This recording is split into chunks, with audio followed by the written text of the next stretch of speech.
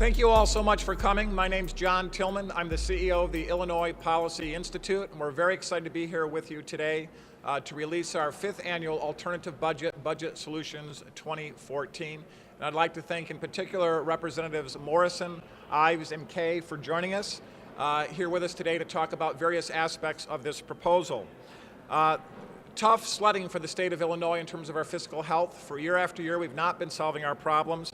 What Budget Solutions 2014 does is lay out a framework in which to solve those problems. In putting that framework together, we've focused on 3 key constituent groups. Those 3 groups are public employees who receive their paychecks and benefits from a government paid for by taxpayers.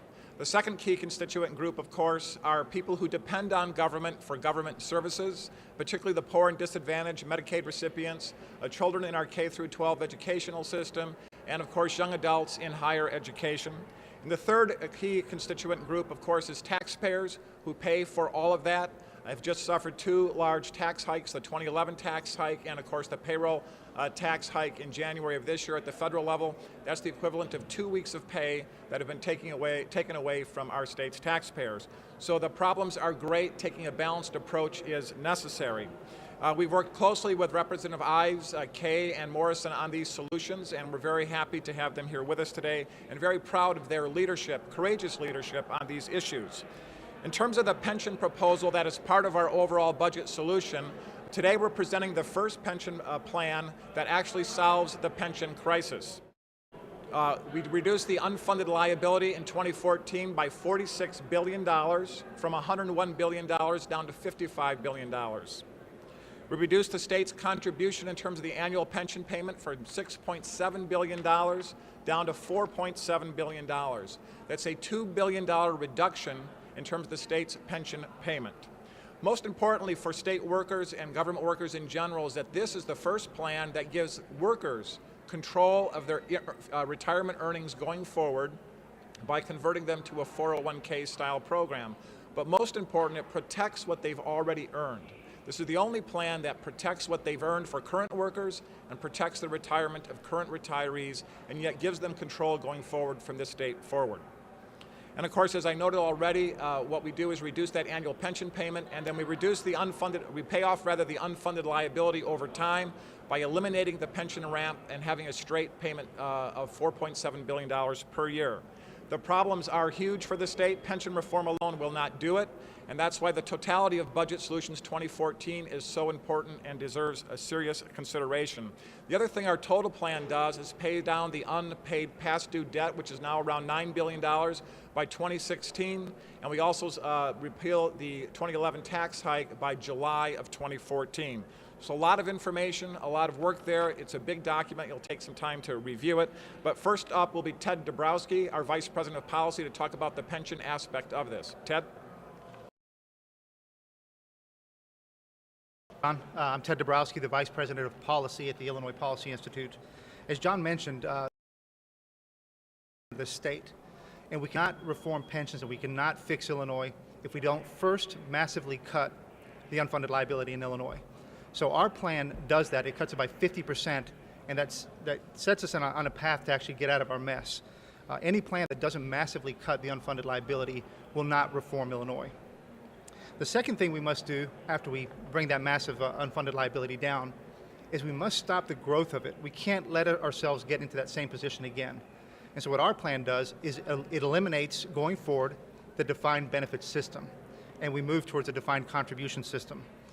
The defined benefit plan has been the root cause of the problem in Illinois. It's uncontrollable, it's unpredictable, it's unreliable, and that's why 85% of the private sector no longer uses the defined benefit plan. So it's important that we move toward a defined contribution plan. Additionally, our plan eliminates the ramp. The famous Edgar ramp has been very dangerous to what's been going on. It pushes all the future payments for the unfunded liability into the future, where our children, our grandchildren have to pay it down, and it puts the burden on future legislators to try to solve that problem. And I want to take a second and just show you what has happened over the past few years from the original Governor Edgar proposal and his ramp to where we stand today. I'll just draw this for a second. The black line on this graph here on my left shows the Edgar ramp in 1994 as it was proposed. That was the plan that was supposed to fix Illinois' problem. Today, that same ramp calculated on today's unfunded liability and the required payments that Illinois has to make is much higher.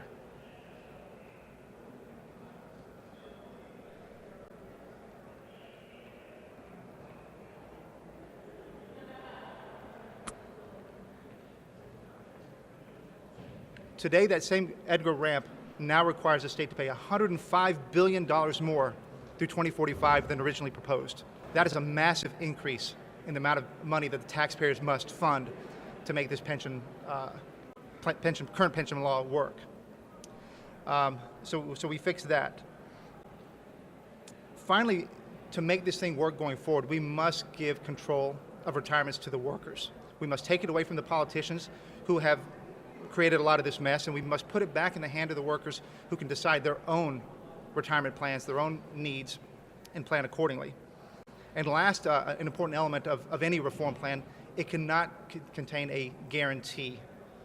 Most of the proposals out there contain a funding guarantee for the pension systems. That would mean that funding pensions becomes more important than the money for our children in schools. It would mean that pensions would be more important than health care and more important than our safety and health. That can't go on. So those are the key elements of our reform plan, and any other reform plan should contain those elements. And so we'd be happy to answer some questions afterwards, but I will now pass the mic to Representative Morrison. My name is Tom Morrison. I'm a state representative from the 54th District, which primarily covers the Palatine area in the northwest suburbs of Chicago. I ran for office 3 years ago on a platform of real, meaningful pension reform. The sad fact is that this state's pension crisis threatens the retirements of hundreds of thousands of government workers, including workers in my district. Even the head of the teachers' retirement system admits the systems could soon be insolvent. It does not have the money to pay benefits to people who've already retired, let alone the thousands who are still working. I promised my constituents that I would work in their best interests to restore Illinois' fiscal sanity. And I told the public sector workers in my district that I would not ask them to make any pension changes that I myself was not personally willing to make. The key component of this bill, House Bill 3303, is that it decisively moves our state toward a defined contribution plan. This bill reforms pensions in a constitutional way. It protects the pension benefits workers have already earned to date. If passed, the pension formula will simply apply to their current service and to their current salary. But in order to fully protect the benefits that they've already earned, we've got to change how future benefits will be earned. And while we're making those changes, we'll do them in a way that empowers workers with real reform and real control, rather than keeping power here in the hands of the legislative body. By moving away from outdated pension systems, we can take back power from Springfield and give it back to the individual workers. This, combined with the reforms to future pension adjustments and the timing of benefit collection, can reduce our unfunded liability by nearly half. That's nearly $47 billion. By freezing pension credits, the liability and the risks will stop growing into the future. This will let us once and for all end the irresponsible pension ramp that Ted just pointed out and that has troubled our finances for so long. We'll begin to pay down the remaining debt year after year on a level basis, just as we would pay down a mortgage. This payment would be about $4.7 billion. That's what we paid in fiscal year 2012. There will be no ramp, no ever-increasing crowding out of needed government services. This is my ideal pension plan. It's something I've been talking about for the last 3 years. Now we actually have a proposal in bill form. My goal is to use this initiative to refocus the pension talks on what will work to fix the problems that we cannot ignore. There are other proposals on the table, and what we want to do is influence those to get us closest to a real solution. Illinois does have the worst funded pension system in the nation. Big problems need big and bold solutions. This solution is constitutional. It treats everybody fairly.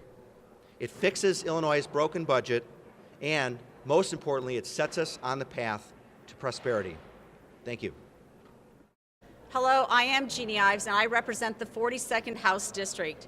I'm here today to support a brighter future for our great state.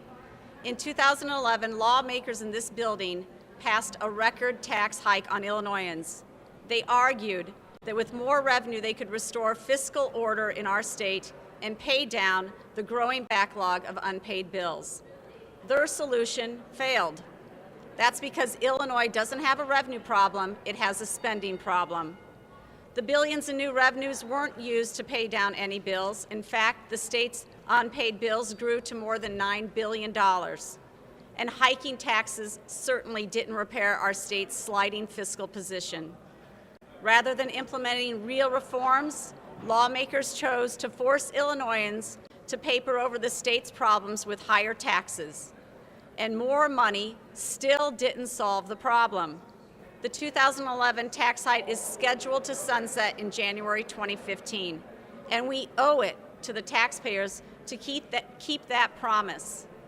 Illinois' political leadership needs to discern what government can and should be doing and return to the basics of good public policy, spend within our means, and operate under a balanced budget. These simple tasks are common practice among families and businesses that live and work in Illinois. Asking lawmakers to do the same is a reasonable request. The plan presented here today includes a series of great reform efforts, many of which I strongly support. A plan like this can stop the onslaught of credit downgrades and instead put Illinois on a path toward economic growth and prosperity. The plan achieves the following: balances the state budget, repeals the tax hike in 2014, eliminates Illinois bill backlog by 2016, reforms spending to improve outcomes for Illinoisans. To set the stage for a brighter future, we must start with a stronger balanced budget requirement under which spending incurred during a fiscal year must be paid for with revenue from that same fiscal year.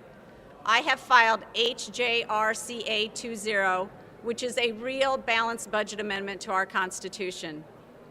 We must also implement a real spending restraint that limits growth in future spending to the sum of the state's population and inflation. Hard-working taxpayers deserve this fiscal responsibility from their leadership. We can accomplish these necessary things, and we must. In doing so, we will lay the groundwork for true economic turnaround in Illinois. Thank you.